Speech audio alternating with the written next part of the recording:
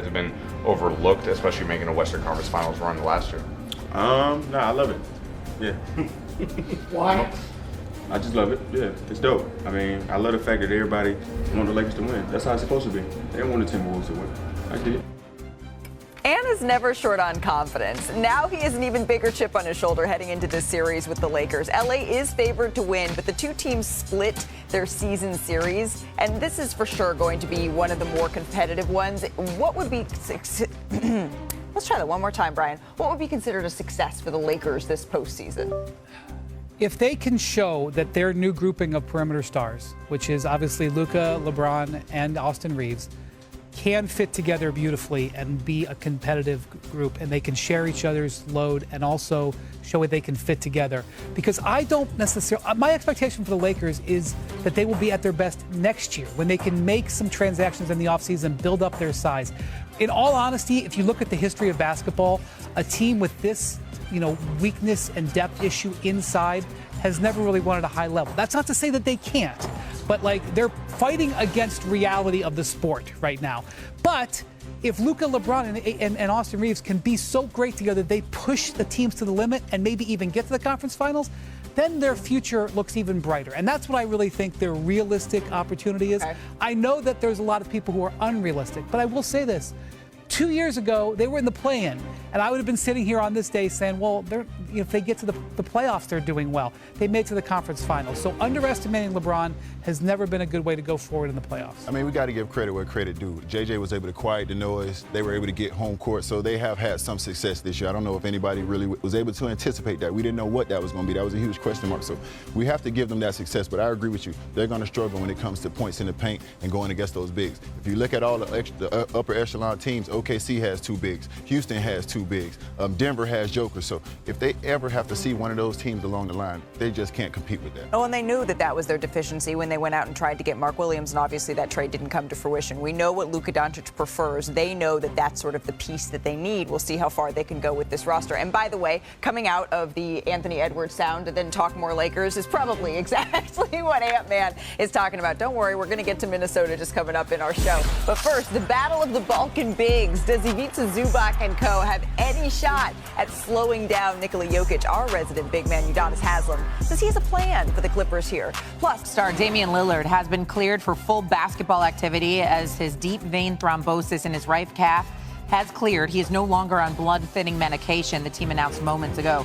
Lillard, who has already been ruled out for Game 1 of the Bucks' first-round series against the Pacers on Saturday, will begin to increase his on-court basketball activity in preparation for a date to return to play. Now, last postseason, Lillard carried the scoring load for the Bucks, averaging over 31 points per game in the first round against the Pacers. This was with Giannis Antetokounmpo out as well, of course. Lillard was one of 4 players to average 30 points. We know what Dame Time is all about. Well, we now welcome in Brian Windhorst to give us a little bit more perspective. And Wendy, what more can you tell us about Damian Lillard as he continues to try to work his way back?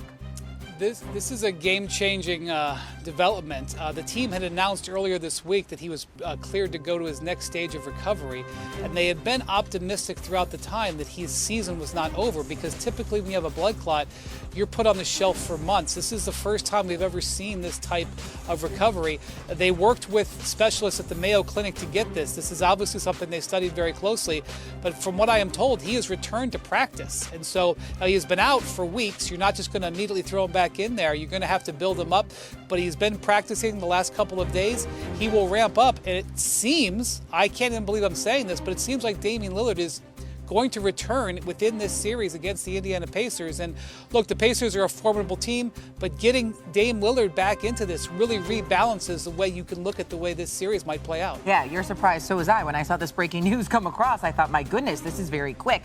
Another injury, that would be Ja Morant. He tweaked his right ankle in the third quarter Tuesday against Golden State. He finished the game, but really didn't quite look himself. And so what are you hearing about Morant's availability for tomorrow? So he's getting reevaluated today. Obviously, the team flew back from the West Coast yesterday. He is going to do everything he possibly can to play in this game. This is obviously an elimination game.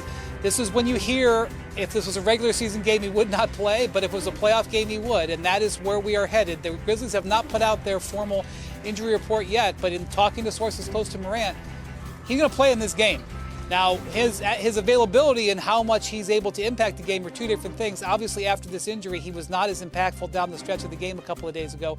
But you're going to see number 12 out there tomorrow night. How aggressive he's able to be, that's what we're all going to be paying attention to. Right. Because that calf just was not feeling right. And then finally, they found it, they detected it, and then now he's recovered.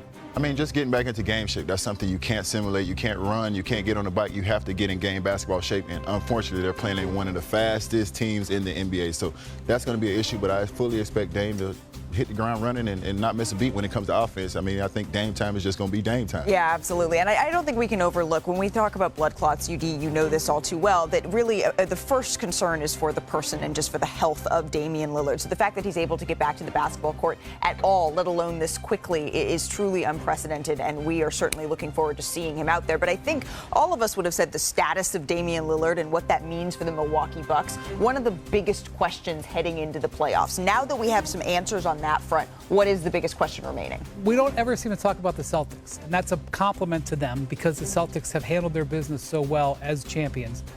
The big question to me in this whole postseason is anybody going to be good enough to beat the Celtics 4 out of 7? Not when they have a bad shooting night, not when they may lose focus in the fourth quarter, which they're sometimes prone to do because they get ahead.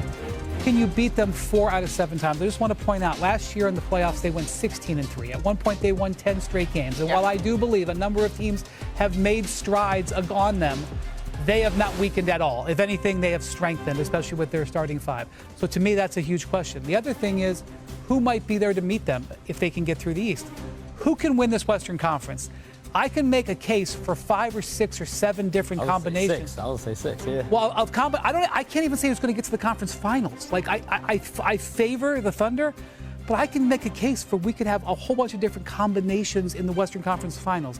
The unknown in the West is what makes this next few weeks going to be very exciting. I mean, Cleveland has dominated the East all year, so we're not taking nothing away from them. They have a hell of a year, but I truly think that the combination that they're going to have to go with is Hunter at the 4.